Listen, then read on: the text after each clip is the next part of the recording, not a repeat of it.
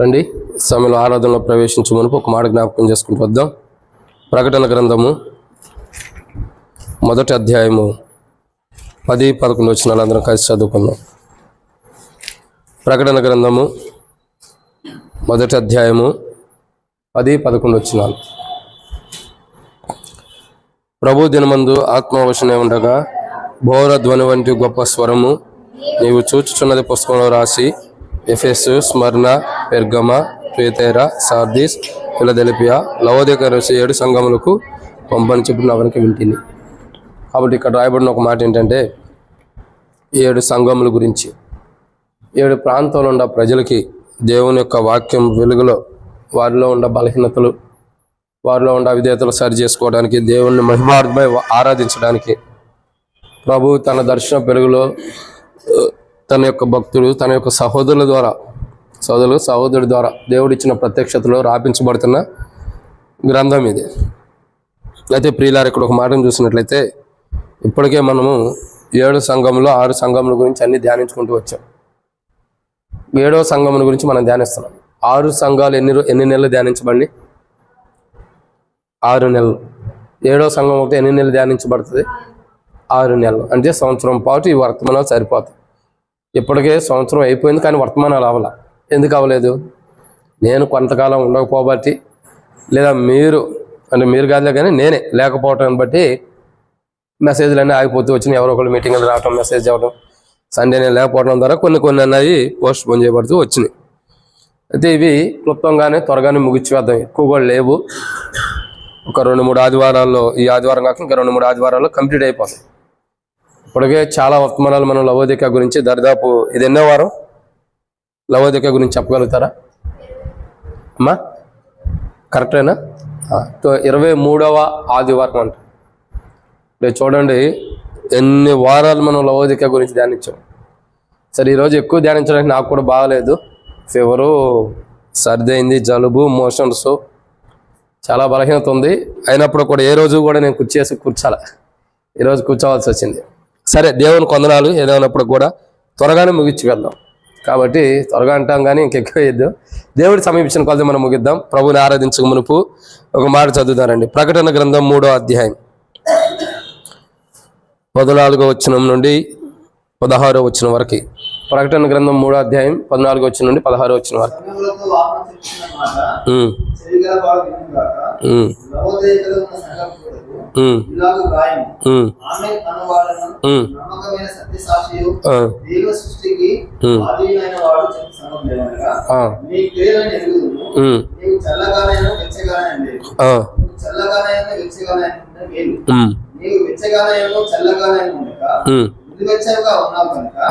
ఎలా ఉందండి? నులివెచ్చని స్థితి. సో నులివెచ్చని స్థితి అన్నది మనం చూస్తూ వస్తాం. ఇప్పటికే అన్నీ అయిపోయినాయి. లవోదికయ గురించి దరిదాపు 22 ఆదివారాలు నమ్మకమైన వాడుగా, సత్యసాక్షిగా ప్రభు ఎలా ఉంటున్నాడు, వెచ్చని స్థితి, చల్లని స్థితి ఏంటన్నది మనం చూస్తూ వచ్చాం. ఈరోజు చూసేటటువంటి ఒక మాట ఏంటంటే నులివెచ్చని స్థితి. గత లాస్ట్ టైం మనం ధ్యానించిన వర్తమానంలో కూడా నులివెచ్చని స్థితి గురించి ధ్యానించాం. ఎవరికైనా గుర్తుందా? నులివెచ్చని స్థితి అంటే 3 వారాల దాకా అయింది బ్రదర్, ఏడ గుర్తుండిద్ది అంటారా? సరే, నులివెచ్చని స్థితి అంటే సమరయ్యలకి సాదృశ్యంగా ఉందని మనం చూస్తూ వస్తున్నాం. సమరయ్యలు నులివెచ్చని స్థితిలో వారు. అన్యజనులకి, దేవుని ప్రజలకి, వారి ఇరువురు మధ్యలో పుట్టినటువంటి బిడ్డలే సమరయ్యలు. అయితే ఈ సమరయ్యలకి గురించి మనం ఒక మాట చూసినట్లయితే ఏమని రాయబడుతూ వచ్చింది? సమరయ్యలు ఎలాంటి వారు అన్నది, వాళ్ళ స్థితిగతులు ఏందన్నది ఆరాధనలో మనం చూస్తూ వచ్చాం. ప్రభు యొక్క బలలో చూసినట్లయితే మార్పు చెందిన సమరయుడు ఎలా ఉన్నాడు అన్నది మనం ఒక మాట చూస్తూ వచ్చాం. ప్రవీణ్, మార్పు చెందిన సమరయుడు ఎలా ఉన్నాడు అన్నది మనం ప్రభు యొక్క బలవర్తమానంలో చూస్తూ వచ్చాం మనకి. కాబట్టి ప్రియులారా, ఈరోజు మనం చూసేటటువంటి అంశం ఏంటంటే, దేవుని యొక్క వాక్యం చెప్పబడిన మాట ఏంటంటే, సమరయులు, నులివెచ్చని స్థితిలో ఉన్న సమరయులు ఎలా ఉంటారు. అర్థమవుతుందండి? అంతకుముందు మనం ధ్యానించిన కోణాలు వేరు, ఈ కోణం వేరు. నులివెచ్చని స్థితిలో ఉన్న సమరయులు పార్ట్ 2 అనుకోవచ్చు, లేదా 2వ భాగం అనుకోవచ్చు. ఎలా ఉంటారు అని అంటే, వారి యొక్క జీవితాలు బైబిల్లో కొన్ని ఉన్నాయి. ఎందుకంటే మనం కూడా అతి నిలువెచ్చని స్థితిలో ఉన్నవారమే. కానీ ప్రభు కృపను బట్టి ఈరోజు మనం సజీవులుగా ఉన్నది దేవుని కొందనాలు. కాబట్టి ప్రియులారా, మనం ఇక్కడ చూసే మాట ఏంటంటే నులివెచ్చని స్థితిలో ఉన్న సమరయ్యలు ఎలా ఉంటారు, లేదా వాళ్ళ ఆరాధన ఎలా ఉంటుంది? నులివెచ్చని స్థితిలో ఉన్న సమరయ్యల యొక్క ఆరాధన ఎలా ఉంటుందంటే బైబిల్లో కొన్ని విషయాలు ఉన్నాయి. ఎన్నో వారం ఇది? 20 కన్ఫామా? ఓకే, లిషాన్ చెప్పాడంటే కన్ఫామ్. 23వ ఆదివారం. కాబట్టి నెలకి ఎన్ని ఆదివారాలు ఉంటాయి మీ అంచనా ప్రకారం? 4. ఇప్పుడు 6 నెలలు అంటే 6 నెలలు ఎంత లెక్కలు వచ్చారు కదా? 24 అంటే ఆల్మోస్ట్ వచ్చే వారంతో అయిపోతుంది. కానీ అవ్వదు. ఎందుకు? ఈ మధ్యలో నెలకు 5 వారాలు కూడా వచ్చినాయి ఉన్నాయి. సో అవి కూడా కంప్లీట్ చేయాలి కాబట్టి దగ్గర పడుతుంది. 2-3 వారాల్లో కంప్లీట్ అయిపోతుంది. ఏంద్రా బాబు ఇదే చెబుతున్నాడు, ప్రతిసారి ఇదే చెబుతున్నాడు ఏంది అనుకోవద్దు. ఇవి ఒక మర్మాలు. సంవత్సరం ధ్యానించినా ఈ లవోదిక గురించి అవ్వదు. 2 సంవత్సరాలు ధ్యానించిన అన్ని మర్మాలు దీంట్లో ఉండే. కాబట్టి లవోదిక గురించి మనం ధ్యానిస్తున్నాం. ఏమిటంటే నులివెచ్చని స్థితి. నులివెచ్చని స్థితిలో ఉన్న సమరయుల యొక్క ఆరాధన ఎలా ఉందంటే బైబిల్లో కొన్ని విషయాలు ఉన్నాయి. వాటిని మనం ధ్యానించే మునుపు ప్రభు నడిపింపు కొరకే చిన్న ప్రార్థన. పరిశుద్ధుడు అయిన తండ్రి, ప్రేమ కలిగిన దేవా, ప్రభు అయిన యేసుక్రీస్తు ప్రభువారి యొక్క పరిశుద్ధమైన నామమును బట్టి మీకు వందనములు. నేను బలహీనుణ్ణి, అనారోగ్యంతో ఉన్నాను, బలహీనతలో ఉన్నాను. ఎట్టి మాత్రం నీ యోగ్యత లేని వాడిని ప్రభా, నేను ఆమెను నిలబడుతున్న సహాయం చేయండి. నిలబడేవాడిని నేను నిలబెట్టేది మీరు, మాట్లాడేవాడిని నేను మాట్లాడించేది మీరు, నాలో ఆత్మనప్పటికీ ఆత్మని అభిషేకించేది మీరు. ప్రజల మీ వారు వాక్యం మీద నేనైతే నిష్ప్రయోజకమైన వాడిని. వచ్చిన నీ బట్టి స్తోత్రములు. రావాల్సిన వారిని తరబడి తీసుకురండి, మధ్య మార్గం సకాలం నడిపించమని. కింద కూర్చున్న వారికి వాక్యం ధ్యానిస్తాను కూడా నేను యోగ్యుని కాను, అర్హుని కాను. అయినప్పటికీ నీ కృపలో నువ్వు జ్ఞాపకం చేసుకుని నిలబెడుతున్నందుకే స్తోత్రం ప్రభా. కళ్ళు జరపకుండా, పడిపోకుండా, ఏ యొక్క కళ్ళు జరపకుండా, గ్యాస్ ప్రాబ్లం కూడా రాకుండా ప్రభా, స్టమక్ ప్రాబ్లం కూడా రాకుండా మీరు సహాయం చేయండి. ప్రతి బలహీనతను కూడా మీ కంట్రోల్ ఉంచండి. తనను మీ స్వాధీనం ఉంచుకోమని ప్రార్థన చేస్తున్నాను తండ్రి. వ్యాపారికి ఇల్లు జరగకుండా ప్రభు, ఈరోజు జరిగే పరిచర్య ఎంతో దీవెనకరంగా ఆశీర్వాదకరంగా చేయండి. పౌలు అంటున్నాడు, నేను ఎప్పుడు బలహీనుడిని అప్పుడు బలవంతుని అంటున్నాడు. నా బలహీనత ఏందో ఆయన శక్తి పరిపూర్ణమవుతుందని అపోస్తలుడైన పౌలు అట్లా చెబుతున్నాడు. నా తండ్రి, ఈరోజు ప్రభా నీ బలాన్ని, నీ శక్తిని నేను ఆశ్రయిస్తుండగా ప్రభా, నీ శక్తి వల్లే, నీ బలం వల్లే నేను నిలబడగలనని మీ సన్నిధిలో ఒప్పుకుంటున్నా తండ్రి. నా యొక్క శక్తి, నా బలం చాలదని ఒప్పుకుంటున్నాం. కాబట్టి నిలబెట్టండి. కూర్చొని నీ ప్రజలకు కూడా అవసరమైన మాటలు పరలోకాన్ని మీరు అనుగ్రహించి మహిమ పొందమని నాతో మీరు మాట్లాడండి. నా బలహీనతలు, అవిధేయతలు ఎన్నో ఉండే వాటిని క్షమించి సరిచేయమని, ఈరోజు మేము మిమ్మల్ని ఎలా ఆరాధించాలో మాకు నేర్పించమని. నిలువెత్తని స్థితిలో ఉన్న సమరయులు వారి జీవితాలు ఎలా ఉండేయో దేవా, లవోదిక స్థితి కూడా అలాగే ఉంది. కాబట్టి ప్రభా అట్టి అనుభవం మేము ఉండకోకుండా మా జీవితాన్ని మార్చారని గుర్తెరిగి ప్రభా మిమ్మల్ని ఒక నూతనమైన కోణంలో ఆరాధించే వరకు సిద్ధపరిచి మాతో మాట్లాడి మా అక్కర తీర్చమని ఈరోజు ఈ కూడికి అంతా దీవించండి. మరొకసారి వచ్చిన వారిని బట్టి స్తోత్రములు. రావాల్సిన వారిని తరబడి తీసుకురండి, మధ్య మార్గంలో సకాలం నడిపించండి. ఎవరికి అపాయాలకి ఇల్లు జరగకుండా సహాయం చేయమని, మీ కృపలో జ్ఞాపకం చేసుకుని బలపరచమని ప్రభువైన యేసుక్రీస్తు నామం పేరటి విశ్వాసంతో స్తుతించి ప్రార్థించి అడిగి పెట్టుకుంటున్నాం తండ్రి. కాబట్టి దేవుని యొక్క వాక్యాన్ని చూసినట్టయితే ప్రియులారా, ఒక మాట రాయబడుతూ వచ్చింది. నులివెచ్చని స్థితిలో ఉన్న సమరయులు ఎలా ఆరాధన చేస్తారు అని అంటే బైబిల్లో కొన్ని విషయాలు ఉన్నాయి. రండి, దాంట్లో మొదటి మాటను మనం చూసినట్లయితే, చెప్పడం మర్చిపోయాను, నేను ఎక్కువసేపు కూడా చెప్పలేను, ఎందుకంటే నోటి నిండా వేడి పొక్కులు వచ్చినాయి. త్వరగా ముగిచ్చేస్తాను, మాట్లాడుతుంటే కూడా నొప్పి ఎక్కువ అవుతుంది. నులివెచ్చని స్థితిలో ఉన్న సమరయ్యలు అని మనం చూసినట్లయితే వాళ్ళు ఎలా ప్రభుని ఆరాధన చేస్తారంటే మొదటి కోణాన్ని చూస్తాం. యోహాను సువార్త 4వ అధ్యాయం 23వ వచనం. యోహాను సువార్త 4వ అధ్యాయం 23వ వచనం. అయితే యథార్థముగా ఆరాధించువారు ఆత్మతోనూ సత్యముతోనూ చాలా. కాబట్టి ఇక్కడ రాయబడిన ఒక మాట ఏంటంటే ప్రియులారా, మొదటి మాట, నులివెచ్చని స్థితిలో ఉన్న సమరయులు ఎలా ఆరాధన చేస్తారంటే మొట్టమొదటిగా రాయబడుతుంది, వాళ్ళు సత్యముతో ఆరాధన చేయరు, అసత్యముతో ఆరాధన చేసిన అనుభవం. నులివెచ్చని స్థితిలో ఉండేవారు ఎలా ఆరాధన చేస్తారు? సత్యముతో ఆరాధన చేయరు. అలా చేసిన ఎడల ప్రభువు ఎక్కడెందుకు చెబుతాడు? సత్యముతో ఆత్మతో ఆరాధన చేయాలని. కాబట్టి నులివెచ్చని స్థితిలో ఉన్న సమరయులు ఎట్లు ప్రభుని ఆరాధన చేస్తున్నారంటే వారిలో సత్యము లేకుండానే ప్రభుని ఆరాధన చేస్తున్నారు. ఏం లేకుండా? సత్యం లేకుండా. వారి జీవితాలు ఎంత పరీక్షించి చూసుకున్నా, వారి జీవితాలు తేటగా చూసుకున్నా వారిలో సత్యం అన్నది లేదు, వారిలో అసత్యం అన్నది ఉంది. అసత్యముతోనే బలలో పాల్గొంటున్నారు, అసత్యంతోనే ప్రభుని ఆరాధన చేస్తున్నారు. వారి యొక్క ఆరాధన దేవుడు ఇష్టపడతల్లా. ఆరాధించేవారు ఎలా ఉండాలని ప్రభు చెబుతున్నాడు? సత్యముతో ఆరాధించాలని ప్రభు కోరుతున్నాడు. అసత్యంతో ఆరాధించాలని కోరుచున్నాడా? లేదు. కానీ సమరయులు, నిలువెచ్చని స్థితిలో ఉన్న సమరయుల యొక్క జీవితాలు మనం చూసినట్టయితే వాళ్ళు ఎలా ప్రభువుని ఆరాధన చేస్తున్నారంటే అసత్యముతో ఆరాధన చేస్తున్నారు. అంటే అసత్యంతో కూడిన జీవితంతో, సత్యం లేదు, యథార్థత లేదు, నీతి లేదు, క్షమించండి, ఇవన్నీ లేకుండా దేవుని ఆరాధన చేస్తున్నారు. ఎవరు? సమరయులు. నిలువెచ్చని స్థితిలో ఉండేవారు. ఒకప్పుడు మనం కూడా ఇటువంటి అనుభవాలు ఉండేవారమే. సత్యం లేకుండా దేవుని ఆరాధించిన అనుభవాలు కూడా ఉన్నాయి. లవోదికయ అయితే అసలు సత్యమే ఎరుగని స్థితిలో ఉన్నప్పుడు దేవుడు సత్యమును బయలుపరిచాడు. సత్యం అంటే ఏంటి, దానిలో ఉన్న మాధుర్యం ఏంటి, దానిలో ఉన్న ఇంకా అనుభవం ఏంటో లవోదికయకు తెలియపరిచి లవోదికయ యొక్క జీవితాన్ని కూడా ప్రభు మార్చాడు. అసత్యంలో ఉంటూ అసత్యాన్ని ఆరాధిస్తున్నటువంటి లవోదికయకి నులివెచ్చని స్థితిలో ఉండే వాళ్ళు ఎలాంటి వారంటే అసత్యంలో ఉంటారు, అసత్యాన్ని ఆరాధిస్తారు, సత్యమైన దాన్ని ఆరాధించరు. నులివెచ్చని స్థితిలో ఉండేవారు. అసత్యమైన వాటిమైన అంటే సత్యము కానివి, యథార్థత లేనివి, నిజమైన కాని వాటిని ఆరాధిస్తూ ఉంటారు. ఎవరు? నిలువెచ్చని స్థితిలో ఉండేవారు. కాబట్టి ప్రియులారా, మొదటి మాటలు ఇక్కడ మనం చూసినట్లయితే నిలువెచ్చని స్థితిలో ఉన్న సమరయులు ఎవరిని ఎట్లా ఆరాధన చేస్తున్నారంటే అసత్యముతో ఆరాధన చేస్తున్నారు. అసత్యమైన వాటి మీద కూడా ఆరాధన చేసేవారు ఉంటారు. సత్యమైన దాన్ని ఆరాధన చేయలేని అనుభవంలో లవోదికయ ఉంది ఒకప్పుడు, సమరయులు కూడా ఉంటూ వస్తున్నారు.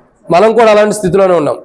సత్యం ఏంటో తెలుసుకోలేక, ఆ సత్యమైన మార్గంలో మనం జీవించలేక, ఆ సత్యాన్ని కనుగొనలేక, అసత్యమైన మార్గంలో ఉంటూ అసత్యాన్ని కొనసాగించుకుంటూ దేవుణ్ణి నిజమైన సత్యముతో అంటే ఒక నిజాయితీతో ప్రభుని ఆరాధించలేక అసత్యంతో ఆరాధించినటువంటి ప్రజలు, రక్షణ లేక, మారుమనసు లేక, సరైన విధానంలో ప్రభుని ఆరాధించినటువంటి ప్రజలు. అయినా దేవుడు మనల్ని విడిచిపెట్టుకోకుండా మనతో కూడా మాట్లాడి అసత్యంలో ఉన్న మన జీవితాలు మార్చి సత్యంలోకి తీసుకొచ్చి సత్యమైన ఆరాధన మనం చేసే వరకు ప్రభు మనం సిద్ధపరిచాడు. ఇది మొదటి మాట. ఇక రెండో విషయాన్ని చూద్దామండి. రెండో మాటను చూసినట్టయితే దేవుని యొక్క వాక్యంలో నుండి యోహాను సువార్త 4వ అధ్యాయం 23వ వచనం.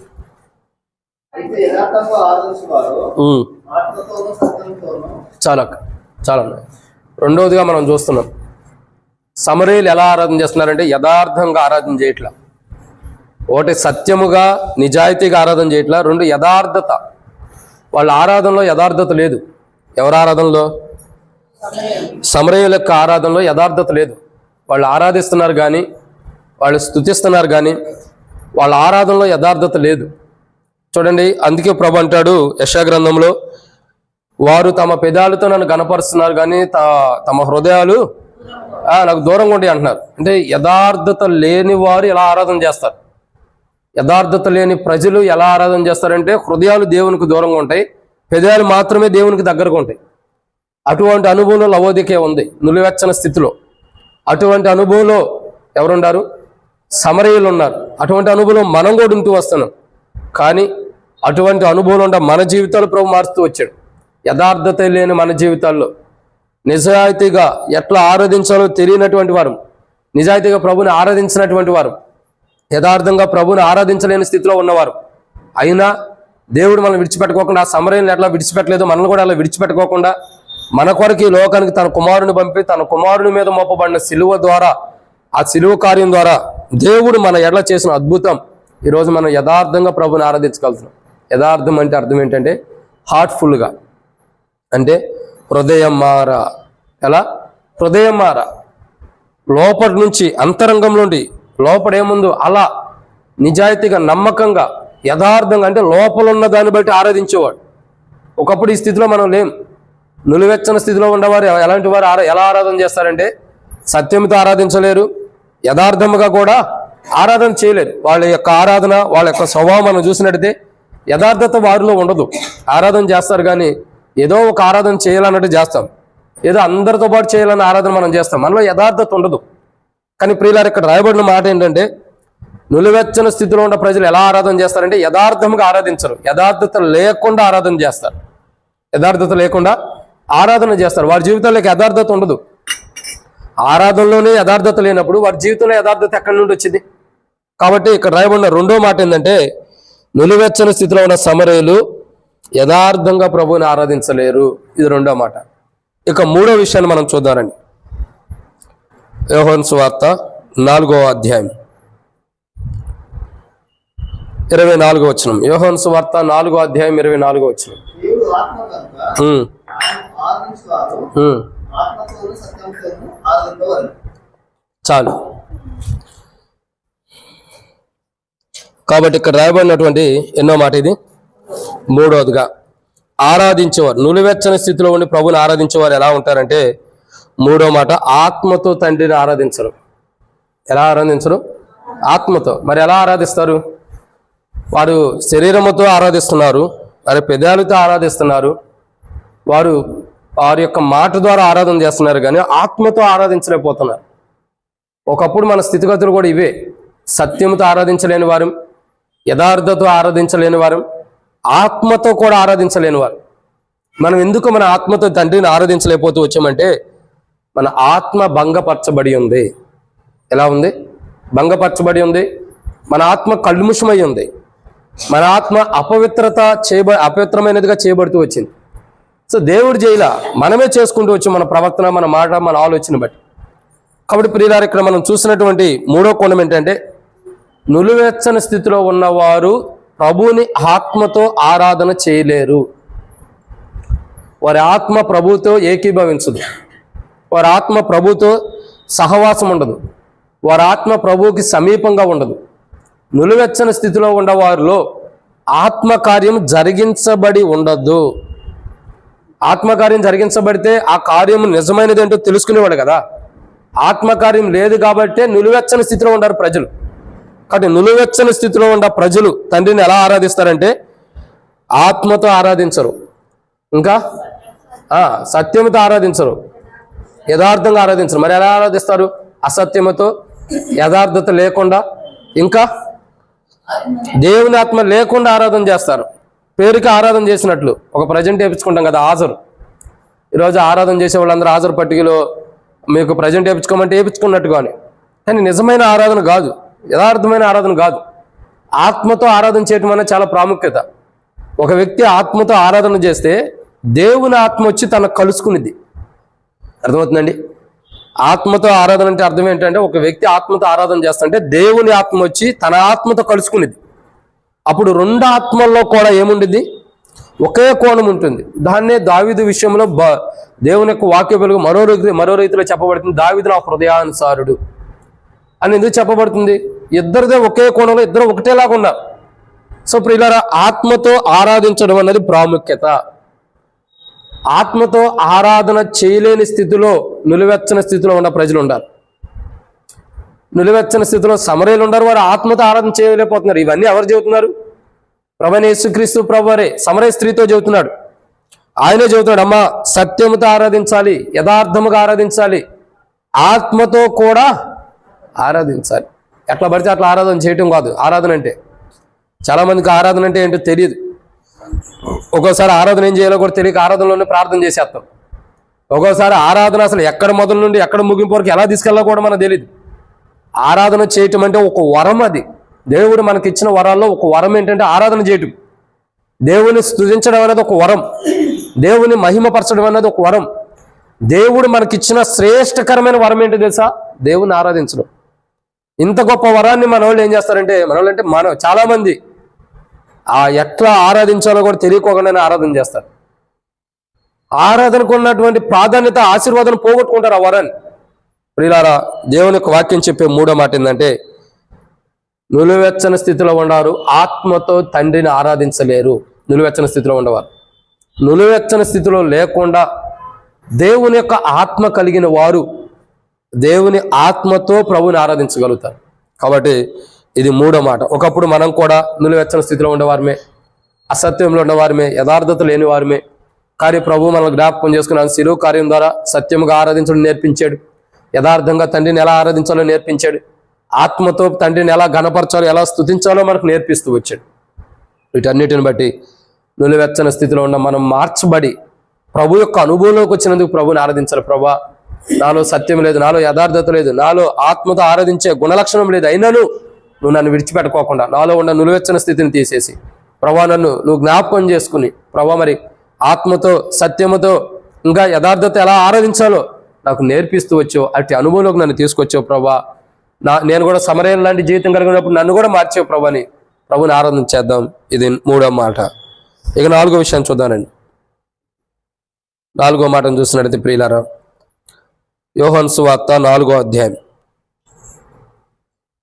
22వ వచనం. యోహాను సువార్త 4వ అధ్యాయం 22వ వచనం. మీరు మీకు తెలియని దానిని ఆరాధించువారు, మేము మాకు తెలిసిన దానిని ఆరాధించువారు. అయిపోయిందా? చాలు. కాబట్టి ఇక్కడ 4వ అనుభవాన్ని చూస్తున్నాం. తండ్రిచ్చే రక్షణ అనుభవం లేకయే ఆరాధన చేస్తున్నారు ప్రజలు. ఎలా చేస్తున్నారండి ఆరాధన? తండ్రి ఇచ్చే రక్షణ అనుభవం. తండ్రి కుమారుని ద్వారా మనకు రక్షణ ఇచ్చాడు. ఈ యొక్క సమరయుల యొక్క స్థితిగతి, నులివెచ్చని స్థితిలో ఉన్న సమరయులు ఎలాంటి వారంటే, వారి జీవితం రక్షణ అనుభవం లేకుండానే ప్రభుని ఆరాధన చేస్తున్నారు. ఎలా? రక్షణ అనుభవం లేకుండా. తండ్రి ఇచ్చే రక్షణ, కుమారుడు ద్వారా ఏ రక్షణ అయితే మనకు ఇవ్వబడిందో, ఏ రక్షణ ద్వారానైతే మనం మరణం నుండి తప్పించబడ్డామో, నరకం నుండి తప్పించబడుతున్నామో, నిత్య నరకాగ్ని నుండి కాపాడబడుతున్నామో, ఆ రక్షణ అనుభవం లేకుండానే ప్రజలు తండ్రిని ఆరాధన చేస్తున్నారంట. చూడండి, అందరి యొక్క ఆరాధనని ప్రభు అంగీకరించాడు. ఎందుకు అంగీకరించాడు? అందరంటే ఇష్టం లేదనా? కాదు, అట్లని కాదు. కానీ అందరూ కూడా ఎలాంటి ఆరాధన చేయాలా? సత్యముతో, ఆత్మతో, యథార్థతతో, ఇంకా ప్రభు ఇచ్చిన రక్షణ కలిగి ఆరాధన చేయాలి. మరి ఇవన్నీ కలిగి మనం ఆరాధన చేయలేనప్పుడు, వాటి అనుభవాలు మనలో లేనప్పుడు, వాటి అనుభవాన్ని మనం అనుభవించుకోకుండా ఆరాధన చేసినప్పుడు అటు ఆరాధన ప్రభు అంగీకరించడు. అటు ఆరాధన తండ్రికి మహిమకరంగా ఉండదు. ఏదో అందరితో పాటు మనం చేస్తున్నామంటే ఏం ఉపయోగం? ప్రతి ఆదివారం చేసి ఆరాధన చేస్తున్నామంటే ప్రయోజనం ఏముంది? ఆరాధనలో మార్పు ఉండాలి, ఆరాధనలో రూపాంతరం రావాలి, ఆరాధనలో నూతనమైన నవీనపరచబడాలి మనం. అప్పుడే మన ఆరాధన తండ్రికి మహిమకరంగా ఉంటుంది. మనం చేసే ఆరాధన ప్రతి ఆదివారం అదే ఆరాధన, ప్రతిరోజు అదే ఆరాధన చేసుకుంటూ పోతే ప్రయోజనం ఏముంది? తండ్రిని ఆరాధించేవారు ప్రతిసారి అనుభవాలు ఎలా ఉండాలి తెలుసా? సత్యముతో, యథార్థతతో, ఆత్మతో, తండ్రి కుమారుడి ద్వారా మనకు ఇవ్వబడిన రక్షణ ద్వారా ఆరాధన చేయాలి. అట్టి రక్షణ కలిగి ఆరాధన చేయాలి. అట్టి రక్షణ మనం పొంది ఉన్నాము, ఆ రక్షణ కాపాడుకుంటూ ఆరాధన చేయాలి. ఏ రక్షణ అయితే తండ్రి ద్వారా మనకు అనుగ్రహించబడిందో, ఏ రక్షణ అయితే తండ్రి మనకు అనుమతిస్తూ వచ్చాడు కుమారుడి ద్వారా, ఆ రక్షణ ఆనందాన్ని ఏదైతే మనం పొందుకున్నామో దాన్ని అనుభవిస్తూ తండ్రిని ఆరాధన చేయాలి. చాలా మంది రక్షణ ఆనందాన్ని అనుభవించుకోకుండానే, ఆ రక్షణ ఆనందం యొక్క అనుభవం ఏంటో తెలియకుండానే ఆరాధన చేస్తాం. వారు నులివెచ్చని స్థితిలో ఉన్నవారని అర్థం. ఎవరు? నులివెచ్చని స్థితిలో ఉండేవారు. రక్షణ ఆనందం లేక, ఆ రక్షణ ఆనందాన్ని మర్చిపోయినా, రక్షణ ఆనందాన్ని గుర్తుంచుకోకపోయినా, రక్షణ ఆనందాన్ని కోల్పోయిన స్థితిలో ఆరాధన చేసేవారు అందరూ కూడా తండ్రి కోరుకున్న రీతిలో, తండ్రి విధానంలో ఆరాధన చేయట్లా. కాబట్టి నులివెచ్చని యొక్క అనుభవం ఇక్కడ బయలుపరచబడుతుంది. ఎలాంటి ఆరాధన? నులివెచ్చని స్థితిలో ఉండేవారు ఎలా ఆరాధన చేస్తారు? సత్యంతో ఆరాధన చేయరు, యథార్థంగా ఆరాధన చేయరు, ఆత్మతో ఆరాధన చేయరు, ఇంకా తండ్రి కుమారుడి ద్వారా ఏదైతే రక్షణ ఇచ్చాడో ఆ రక్షణ పట్టుకుని ఆరాధన చేయరు. ఆ రక్షణ అనుభవాన్ని బట్టి తండ్రిని ఆరాధన చేయరు. రక్షణ లేకుండానే తండ్రిని ఆరాధన చేస్తారు. ఇది 4వ కోణం. 5వదిగా, నులివెచ్చని స్థితిలో ఉన్న ప్రజలు తండ్రిని ఎలా, నులివెచ్చని స్థితిలో ఉండేవారు ఎలా ఆరాధన చేస్తారంటే, యోహాను సువార్త 4వ అధ్యాయం 22వ వచనం. యోహాను సువార్త 4వ అధ్యాయం 22వ వచనం.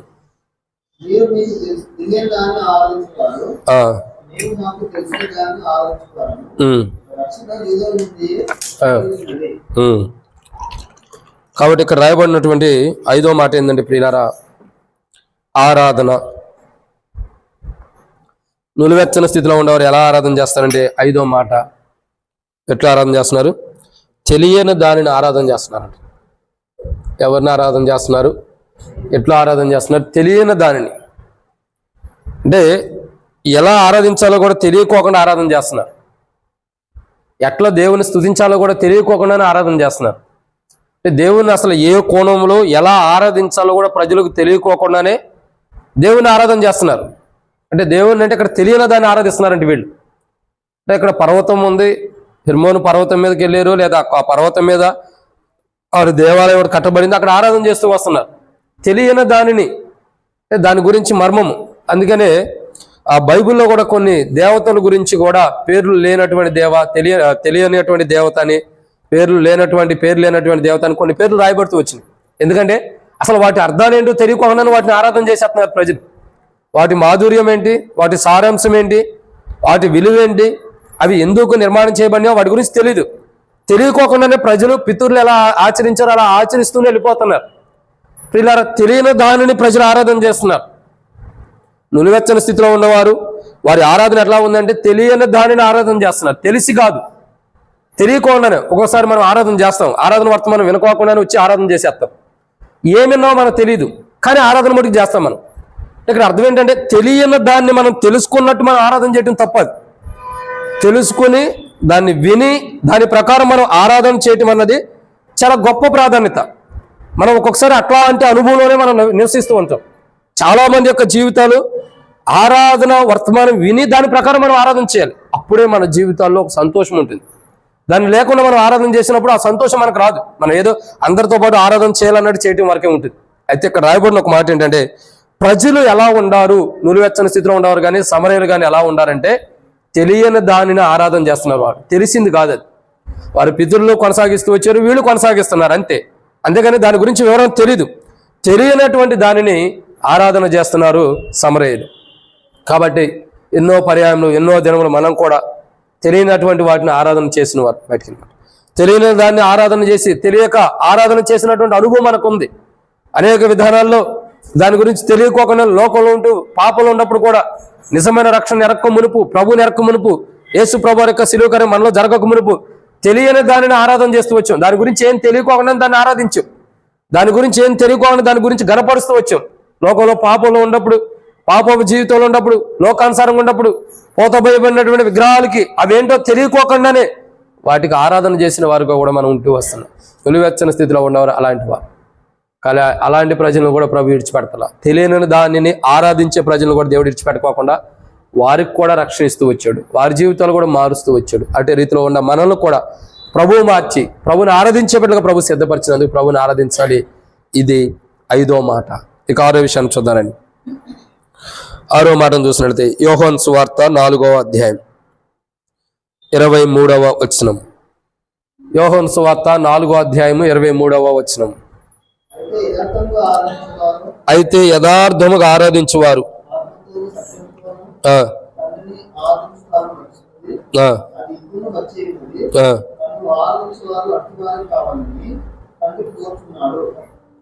చాలను.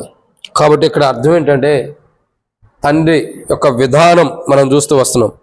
ఆరోదిగా తండ్రిని మహిమపరిచే విధానంలో ఆరాధన చేయలేకపోతున్నారు. ఎవరు? నులివెచ్చని స్థితిలో ఉండేవారు. వారి యొక్క ఆరాధన ఎలా ఉందో తెలుసా? తండ్రికి మహిమకరంగా లేదు. ఎలా లేదు? తండ్రికి మహిమకరంగా వాళ్ళు ఆరాధన చేస్తున్నారు, కానీ తమకు మహిమకరంగా తెచ్చుకుంటున్నారు. ఒకసారి మనం అంటాం, బ్రదర్ ఎంత గొప్పగా ఆరాధన చేసావు, అక్క ఎంత గొప్పగా ఆరాధన చేసావు తెలుసా ఈరోజు అంటాం. అంటే అర్థం ఏంటి? మన ఆరాధన మనకు మహిమ తెచ్చేది కొండి. మన ఆరాధన బట్టి మనం మహిమ తెచ్చుకుంటున్నాం. కానీ ఆరాధన అంటే మనకు మహిమ తెచ్చేది కాదు. ఆరాధన అంటే తండ్రికి మహిమ తెచ్చేది ఆరాధన అంటే. ఆరాధన అంటే అర్థం ఏంటి? మనకు మహిమ తెచ్చేది కాదు, మనల్ని మహిమపరిచేది కాదు, మనల్ని గణపరిచేది కాదు. ఆరాధన అంటే తండ్రిని గణపరిచేది, తండ్రిని మహిమపరిచేది, తండ్రిని ఘనపరిచేది ఆరాధన అంటే. కానీ ప్రజలు ఎలా ఉండారంటే తండ్రిని మహిమపరిచేయాల్సిన వారి ఆరాధన తండ్రిని మహిమపరిచే విధానంలో లేదు. మరి ఎలా ఉంది? తమను తామును మహిమపరుచుకునే కోణంలో ఉంది, తమను తామును గణపరుచుకునే కోణంలో ఉంది. ఆ స్త్రీ అంటుంది కదా, సమరయ స్త్రీ అంటుంది యేసు ప్రభు దగ్గరికి వచ్చాయా, మీరు ఎలా అంటారు? ఆత్మతోనూ యథార్థతోనూ, క్షమించండి, సత్యముతో యథార్థతతో ఆత్మతోనూ ఇంకా ప్రభు ఇచ్చిన రక్షణతో వీటన్నిటితో మీరు ఆరాధించాలి. ఇది కరెక్ట్ కాదు, మీరు ఆరాధన చేస్తుందని మాతో అంటారు. మీరు యూదులైన మీరు సమరయులమైన మాతో మీరు అంటారు, మీరు ఆరాధన చేసేది సరిగా లేదని మీరు అంటారంటుంది. అంటే అంటారండి, అది కరెక్టే కదా. కానీ దాన్ని సరైన విధానంలో ఆరాధన చేస్తే తండ్రికి మహిమ వచ్చింది, తండ్రి మహిమ పరచబడతాడు. మనం ఒక ఆరాధన చేస్తున్నామంటే అది తండ్రికి మహిమకరంగా ఉండాలి. మన ఆరాధన, మనం చేసే ఆరాధన తండ్రి మహిమ తెచ్చుకునే కోణంలో ఉండాలి, తండ్రి మహిమపరచబడే కోణంలో ఉండాలి మన ఆరాధన. అంతేగాని తండ్రి అవమానపరచబడి తండ్రికి వచ్చే మహిమను మనం పొందుకునే స్థితిలో ఉండకూడదు. అందుకంటాడు, నా మహిమను వేటికి చెందనేవని అన్నాడు. మరి ఆయనకు రావాల్సిన మహిమ ఆయనకి ఇవ్వాలి మనం. మనం ఆరాధన చేస్తుంటే తండ్రి మహిమ పరచబడాలి, కానీ మనం మహిమ పరచకూడదు. చాలాసార్లు అదే మన జీవితాల్లో కొనసాగుతుంది కాబట్టి మన స్థితిగతులు బాగోట్లేదు. తండ్రిని ఆరాధించేది తండ్రి మహిమ పొందుతున్న కోణంలో ఆరాధించాలి. మనం ఆరాధన చేస్తే ఈరోజు తండ్రి మహిమ పరచబడాలి. అసలు ఆరాధనకి ఎందుకు వస్తున్నాం? తండ్రిని ఆరాధన చేయడానికి ఎందుకు వస్తున్నాం? తండ్రిని మహిమపరచడానికే కదా, తండ్రిని గణపరచడానికే కదా. మనం చేసే ఆరాధన తండ్రి మహిమ పొందేటట్టు ఉండాలి. మనకు మహిమ రాకూడదు, మనకు మహిమ వచ్చే కోణంలో ఆరాధన ఉండకూడదు. తండ్రి మహిమ పొందుతున్న కోణంలో, తండ్రి మహిమ పరచబడుతున్న కోణంలో, తండ్రి నామానికి మహిమ వచ్చే కోణంలో మనం ఆరాధించాలి. ఎక్కడ కూడా మనం చేసే ఆరాధనలో మనకి కానీ, తోటి వారికి కానీ, ప్రజలకు కానీ ఎవరికి కూడా మహిమ రాకూడదు. నా మహిమను ఎవరికి చెందనేమని అన్నాడు. ఆరాధన సమరయులు ఎలా చేస్తారంటే నిలువెచ్చని స్థితిలో ఉండాలి. ఎలా చేస్తారంటే తండ్రికి మహిమ వచ్చే రీతిలో ఆరాధన చేయట్లేదు, తండ్రి మహిమ పోయే స్థితిలో ఆరాధన చేస్తున్నారు. కానీ మనం అలా ఉండకూడదు. మనం ఎలా ఉండాలా? ఒకప్పుడు అలాంటి స్థితిలో ఉండేవారు ప్రభు మార్చాడు. కాబట్టి ఆరాధన నిలువెచ్చని స్థితిలో ఉండేవారు ఎలా చేస్తారంటే వారి యొక్క ఆరాధన బట్టి తండ్రి మహిమ పరచబడ్డం. తండ్రి మహిమ పోతుందే కానీ తండ్రికి మహిమ రాదు నిలువెచ్చని స్థితిలో ఉండేవారు ఆరాధన చేస్తే. సో మనం ఈరోజు ఆరాధన ఎలా ఉండాలంటే నిలువెచ్చని స్థితిలో ఉండొచ్చు, లోకంలో ఉండొచ్చు, పాపంలో ఉండొచ్చు. ఆ జీవితాన్ని ప్రభు మార్చి కొత్త జీవితం క్రీస్తులో మనం నిలబెట్టాడు. కాబట్టి ఈరోజు మన ఆరాధన ఎలా ఉండాలా? తండ్రి మహిమ పరచబడాలి. పరలోకమందు ఉన్న తండ్రి, నీ నామం పరిశుద్ధపరచబడును గాక, నీ రాజ్యం వచ్చును గాక, నీ చిత్తం పరలోకమందు నెరవేర్చినట్లు భూమి అందు నెరవేరబడును గాక అంటున్నాడు. అంటే అదే పరలోకంలో తండ్రి ఎలా మహిమ పరచబడుతున్నాడో, మనుషులు దేవదూతలు స్వార్థం లేకుండా తండ్రిని ఎలా ఆరాధిస్తున్నారు, పరలోకంలో ఎలా ఆరాధిస్తున్నారు, భూమి మీద మనం ఎలా ఆరాధించాలా? తండ్రిని మహిమపరిచే విధానంలో, తండ్రికి మహిమ వచ్చే విధానంలో తండ్రిని ఆరాధించాలి. అట్టి ఆరాధన చేయాలని ప్రభు కోరుతున్నాడు. ఇది 6వ మాట. 7వదిగా రండి, యోహాను సువార్త 4వ అధ్యాయం 23వ వచనం. అయితే యథార్థంగా ఆరాధించువారు ఇప్పుడు వచ్చింది. ఆరాధించువారు అతివారి కావాలని కోరుచున్నాడు. 7వది ఏంటంటే తండ్రి కోరుకున్న రీతిలో ఆరాధన చేయలేకపోతున్నారు. ఎవరు? నిలువెచ్చని స్థితిలో ఉండేవారు. నిలువెచ్చని స్థితిలో ఉండ ఆ మనుషులు, నిలువెచ్చని స్థితిలో ఉన్నటువంటి ప్రజలు తండ్రి కోరుకున్న స్థితిలో తండ్రిని ఆరాధన చేయలేని స్థితిలో ఉండాలి. ఎలా ఉండాలండి? తండ్రి కోరుకున్న రీతిలో. తండ్రి మనం ఎలా ఉండాలని కోరుకున్నాడు, ఈరోజు మనం ఎలా ఆరాధన చేయాలని తండ్రి కోరుకున్నాడు, ఎలా తండ్రిని మహిమపరచాలని తండ్రి కోరుకున్నాడు. తండ్రి కోరుకున్న రీతిలో, తండ్రి మనలో నుండి ఆశించినంత రీతిలో మనం ఆరాధన చేయలేకపోతున్నాం. అందుకే ఒక్కొక్కసారి మనకు ఆరాధన చేసే కోణంలో కూడా ఏదో ఒకటి త్వరగా చేసేసేద్దామని టకటక ఆరాధన చేసేసేద్దాం. ప్రియులారా, ఆరాధన తండ్రి కోరుకున్న రీతిలో మనం ఆరాధన చేయాలి.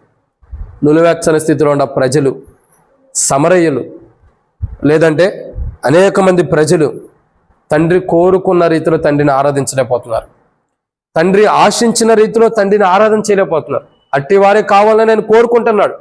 ఆయన ఎలా ఆరాధించాలని మనల్ని కోరుకున్నాడో ఆయన కోరుకున్న రీతిలో మనం ఆరాధన చేయలేకపోతున్నాం. ఎంత దుస్థితితో చూడండి, ఎంత దౌర్భాగ్యమైన స్థితి. ఈరోజు ఆరాధన ఎలా ఉండాలంటే తండ్రి కోరుకున్న రీతిలో, నిలువెచ్చని స్థితిలో ఆరాధన చేయకూడదు. ఎలా ఉండాలా? నిలువెచ్చని స్థితి అంటే తండ్రి కోరుకున్న స్థితిలో కాకుండా ఎట్లా కావాలంటే అట్లా ఆరాధన చేసి ముగిచ్చేస్తాం. అది నిలువెచ్చని స్థితి. నిజమైన స్థితిగతులు ఏంటంటే తండ్రి కోరుకున్న రీతిలో ఆరాధన ఏంటంటే తండ్రి ఎట్లు ఆరాధన చేయాలని మన ఎట్లా కోరుకున్నాడు అంత గొప్ప విధానంలో మనం ఆ రీతిలో ఆరాధన చేస్తాం తండ్రిని. అదే తండ్రి కోరుకున్న రీతి. తండ్రి ఆశించిన రీతిలో మనం ఆరాధన చేయాలి. అది చేయలేనటువంటి బలహీనతల్లో ఈరోజు నీవు నేను ఉంటూ వస్తున్నాం. తండ్రి కోరుకున్న రీతిలో, తండ్రి ఆశించిన రీతిలో ఆరాధన చేయలేకపోతున్నాం. చూడండి, తండ్రి కోరుకున్నది ఆశించిన రీతిలో మనం ఆరాధన చేయలేకుండా బలలో పాల్గొన్న ప్రయోజనం ఏముంది? ఆయన ఆశించిన రీతిలో మనం ఇప్పుడు ఆరాధన చేయలేనప్పుడు, ఆయన ఆశించిన రీతిలో ఆరాధన చేయలేని స్థితిలో ఉన్నప్పుడు బలలో పాల్గొన్న ప్రయోజనం లేదు. ఇక ఏదో నామకే వాస్తిగా పాల్గొనాలని పాల్గొనడం తప్ప ఉపయోగం లేదు. ఆరాధన చేసి బలలో పాల్గొనాలి, అది ధన్యత. ఆరాధన ద్వారా తండ్రిని మహింపరచాలి, ఆరాధన ద్వారా తండ్రిని ఘనపరచాలి. తండ్రిని యథార్థముగా అంటే ఎలా ఆరాధన చేయాలా? సమరయులు కానీ నిలువెచ్చని స్థితిలో ఉండేవారు ఎలా చేస్తున్నారు? సత్యంతో వాళ్ళు ఆరాధన చేయట్లా, యథార్థతతో ఆరాధన చేయట్లా, ఆత్మతో ఆరాధన చేయట్లా, మళ్ళీ తండ్రి ఇచ్చే రక్షణను బట్టి ఆరాధన చేయట్లా, ఇంకా తెలియని దాన్ని ఆరాధన చేస్తున్నారు, తెలిసి విధానంలో ఆరాధన చేయట్లా, ఇంకా తండ్రి మహిమ పరిచే విధానంలో ఆరాధన చేయట్లా, ఇంకా ఇక్కడ తండ్రి కోరుకున్న రీతిలో ఆరాధన చేయట్లా. మరి ఎలా చేస్తున్నారు? వాటికి ఆపోజిట్గా చేస్తున్నారు. ఏవైతే తండ్రి కోరుకుంటున్నాడో ఆ రీతిలో తండ్రి చెప్పే విధానంలో ఎలా ఆరాధించాలో అలా ఆరాధిస్తున్నా. ఎందుకనంటే వాళ్ళు సమరయులు, నులివెచ్చని స్థితిలో ఉన్నారు. అందుకే వాళ్ళకి ఎవరైనా చెప్పినా వినరు, వినే మనస్తత్వం వాళ్ళకు ఉండదు కూడా. కాబట్టి నులివెచ్చని స్థితిలో ఉండవారు. చరిత్ర అలా ఉంది. అలాంటి అనుభవంలోనే లవోదిక కూడా ఉన్నప్పుడు ప్రభు మార్చి వారిని కూడా ఒక మంచి మార్గంలో పెట్టాడు. ఇప్పుడు వారు ఏ స్థితిలోకి వచ్చారు, లవోదిక కానీ మనం కానీ సత్యముతో ఆరాధించేది, యథార్థంగా ఆరాధించేది, ఆత్మతో ఆరాధించేది, ప్రభు ఇచ్చిన రక్షణానందం మన కొరకై శిలువ కార్యం ఏదైతే జరగబడిందో ఆ శిలువ కార్యం నుండి మనకు వచ్చిన రక్షణానందాన్ని బట్టి ఇంకా తెలిసి తండ్రిని ఎలా ఆరాధించాలో తెలుసుకుని, ఎవరిని ఆరాధిస్తున్నామో తెలుసుకుని ఆరాధిస్తున్నాం. ఇంకా తండ్రిని మహింపరిచే కోణాలు, ఇంకా తండ్రి కోరుకున్న రీతిలో మనం తండ్రి ఆశించిన రీతిలో ఆరాధన చేయబోతున్నాం. ఇటు అనుభవాలు అన్నీ కూడా ప్రభు యేసుక్రీస్తు ప్రభువారు ఆ శిలువలో చేసిన బలియాగాన్ని బట్టి మనకు వచ్చింది. ఇట్లా ఆరాధించే అనుభవం, ఇట్లా ఆరాధించే గుణలక్షణాలు అన్నీ కూడా సత్యముగా కానీ, యథార్థంగా కానీ, ఆత్మతో కానీ, రక్షణానందం కానీ మనకి ఇవన్నీ ఎలా వచ్చినాయంటే తండ్రి అనుమతించినవే, కుమారుని ద్వారా మనకి ఇస్తూ వచ్చాడు. నిలువెచ్చని స్థితిలో ఉన్న ప్రజలను కూడా విడిచిపెట్టుకోకుండా అట్టి ప్రజలకి 7 అంతలు అనుభవాలు ఇచ్చి, తండ్రిని ఎలా ఆరాధించాలో తెలియని ప్రజలకి తండ్రిని ఎలా ఆరాధించాలో నేర్పించి తండ్రిని మహిమపరిచే కోణంలో వాళ్ళని తీసుకొచ్చాడు. అటు రీతిలో మనం కూడా తండ్రిని ఎలా ఆరాధించాలో తెలియని స్థితిలో ఉంటూ లోకంలో పాపంలో జీవిస్తూ పాపాన్ని దాసులమైపోయి అపవిత్రమైన వాటి వైపు తిరిగి వాటిని మనసారా ఆరాధిస్తూ వాటిని గణపరుస్తూ వాటిని మహింపరిచిన వారు, అవి ఎలాంటివి కూడా తెలియకోకుండా వాటిని ఆరాధించిన వారు. కానీ ఈరోజు నిజమైన సత్యం, నిజమైన ఆనందం ఏంటో తెలుసుకుని ప్రభుని ఆరాధించే అనుభవంలోకి తండ్రి మనం తీసుకొచ్చినందుకు తండ్రిని ఆరాధన చేద్దాం. ప్రభా, నేను కూడా నులివెచ్చని స్థితిలో ఒకప్పుడు ఉండే ఈ లోకంలో ఉండవు, అట్టి జీవితాన్ని మార్చి నిజంగా ఎలా నిన్ను ఆరాధించాలో, నిజంగా ఎలా నిన్ను స్తుతించాలో నాకు నేర్పిస్తూ వచ్చావు. నేను నిన్ను ఎలా ఆరాధించాలో నాకు బయలుపరుస్తూ వచ్చావు. నేను నిన్ను ఎలా స్తుతించాలో నాకు నేర్పించావు. నిజంగా సత్యంగా ఎలా ఆరాధించాలి, యథార్థంగా ఎలా ఆరాధించాలి, ఆత్మతో ఎలా ఆరాధించాలి, నువ్వు ఇచ్చిన రక్షణ బట్టి ఎలా ఆరాధించాలి, నా తండ్రి నిన్ను తెలుసుకుని ఎలా ఆరాధించాలి, నీ మహిమ కొరకు ఎలా ఆరాధించాలి, నా తండ్రి నీ కోరుకున్న రీతిలో, నువ్వు ఆశించిన రీతిలో నేను ఎలా ఆరాధించాలో నాకు ప్రభు యేసుక్రీస్తు ప్రభు వారు కార్చిన రక్తపు మొడుగుల ద్వారా, సిలువ కార్యం ద్వారా, ఆయన జరిగించిన సిలువ కార్యం ద్వారా నాకు నేర్పిస్తూ వచ్చావు. ఈరోజు నేను ఆత్మతో సత్యంతో యథార్థముగా నిన్ను ఆరాధించే ధన్యత నిలువెచ్చని స్థితిలో ఉన్న నా జీవితాన్ని మార్చి నాకు ఇచ్చావు ప్రభుని ఆరాధన చేద్దాం. అట్టి అనుభవాన్ని ప్రభు మనకి ఇచ్చినందుకై, అట్టి అనుభవంలోకి ప్రభు మనం తీసుకొచ్చినందుకై ప్రభుని హృదయం ఆరాధన చేద్దాం. ఒక మంచి ఆరాధన మనం చేయనట్లు ప్రభు మనకి సహాయం చేయను గాక. ఆమేన్. సమయంలో నిలవబడి ఓ పాట పాడుకుని ఆ తర్వాత ఆరాధనలో ప్రవేశిద్దాం.